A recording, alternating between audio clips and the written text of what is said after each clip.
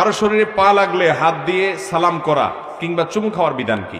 আমাদের সমাজে এই কালচারটা ব্যাপকভাবে প্রচলিত আছে। ধরেন আপনি বসে আছেন, আমি যাচ্ছি আপনাকে ডিঙ্গিয়ে, তো যাওয়ার সময় আপনার গায়ের সাথে আমার পাওটা লেগে গেল, তখন আমরা কি করি?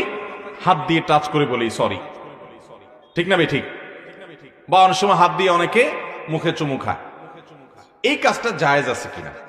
এটার উত্তর হলো, প্রথমত আমাদের সবাইকে জানতে হবে যে কোনো মানুষকে অপমান করা জায়েজ না জায়েজ? কোনো মানুষকে অসম্মান করা ইসলামে জায়েজ আছে না জায়েজ? নবী করিম সাল্লাল্লাহু আলাইহি ওয়াসাল্লাম বিদায় হজের ভাষণে বলেছেন, তোমাদের প্রত্যেকের ইজ্জত সম্মানকে হারাম করা হয়েছে, অর্থাৎ এটা নষ্ট করতে পারে না কেউ। হারাম মানে সম্মানিত করা হয়েছে, এটাকে কেউ নষ্ট করার অধিকার নাই। এখন পৃথিবীতে কারোর প্রতি সম্মান প্রদর্শন বা অসম্মান প্রদর্শনের জন্য যে আপনার মানুষের কালচার, মানুষের যে অভ্যাস, মানুষের যে